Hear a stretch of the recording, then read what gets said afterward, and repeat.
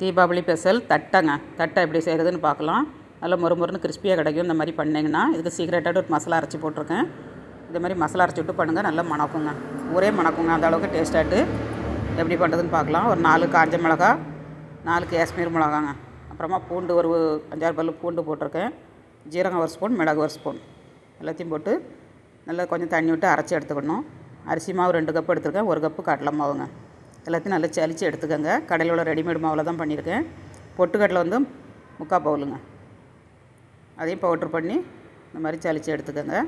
இது எல்லாத்தையும் மிக்ஸ் பண்ணியாச்சு. எள்ளு 1 ஸ்பூன் போட்டிருக்கேன், பெருங்காயத்தூள் 1/2 ஸ்பூன் போட்டு உப்பு போட்டு பட்டர் 1 ஸ்பூன் போட்டிருக்கேன். போட்டு நம்ம அரைச்சி வச்ச மசாலாவும் ஆட் பண்ணி சூடான எண்ணெயை 1 ஸ்பூன் ஊற்றணுங்க, ஒரு கரண்டி ஊற்றுங்க.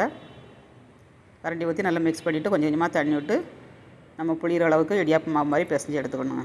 பிசைஞ்சு எடுத்துகிட்டு நம்ம இடியாப்ப குழல் வச்சு புளிஞ்சு எடுத்தோம்னா சூப்பராக கிடைக்குங்க. மனம் அப்படியே ஒரு மனம் மணக்கும், டேஸ்ட்டும் ரொம்ப நல்லாயிருக்கும். லாஸ்ட்டில் கொஞ்சம் மஞ்சள் தூள் போட்டு பிசைஞ்சிக்கோங்க. அருமையான சுவையில் ரிப்பன் பக்கோடா பண்ணியாச்சுங்க. இந்த மாதிரி நீங்களும் வீட்டில் ட்ரை பண்ணுங்கள். எல்லாத்தையும் உருட்டி வச்சோம்னா நம்மளுக்கு போடுறதுக்கு ஈஸியாக இருக்கும். இந்த மாதிரி உருட்டி வச்சுட்டு எண்ணெய் அடுப்பில் காய வச்சுட்டு நம்ம குழலில் மாவு அடைச்சிக்கிடலாம். மாவு அடைச்சி புளிஞ்சி அதிலே எடுத்துடணுங்க. அடுப்புலேயே நம்ம புளிஞ்சி ஊற்றிடலாம். இப்போ எண்ணெய் ஹீட் ஆயிடுச்சான்னு பார்த்துக்கலாம். எண்ணெய் ஹீட் ஆயிடுச்சு, நம்ம போட்டு எடுத்துக்கலாம். இந்த மாதிரி கடையிலே புளிஞ்சி எடுங்க, ஈஸியாக கிடைக்குங்க. ஒரு சைடு வந்துருச்சு, திருப்பி போட்டுக்கலாம். சூப்பர் டேஸ்ட்டில் ரிப்பன் பக்கோடா ரெடிங்க.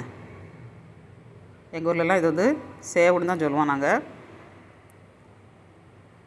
நிறைய ஊரில் ரிப்பன் பக்கோடான்னு சொல்லுவாங்க. உங்கள் ஊரில் நீங்கள் என்ன சொல்லுவீங்கன்னா கமெண்ட்ஸ் பண்ணுங்கள். இப்போ எல்லாத்தையும் போட்டு எடுத்தாச்சுங்க. நல்லா மொறுமொறுன்னு கிறிஸ்பியாட்டு ரிப்பன் பக்கோடா ரெடிங்க. வாங்க எல்லோரும் சாப்பிட்றதுக்கு அட்டகாசமாக இருக்கும். ஸ்டவ்வோடு சமைக்கும்போது அன்போடு சமைக்கணுங்க. அன்போடு சமைச்சிங்கன்னா சுமாராக இருக்க ஓலை பக்கோடா கூட சூப்பராக இருக்குங்க. வீடியோ பிடிச்சிருந்தால் லைக் பண்ணுங்கள். பாய்.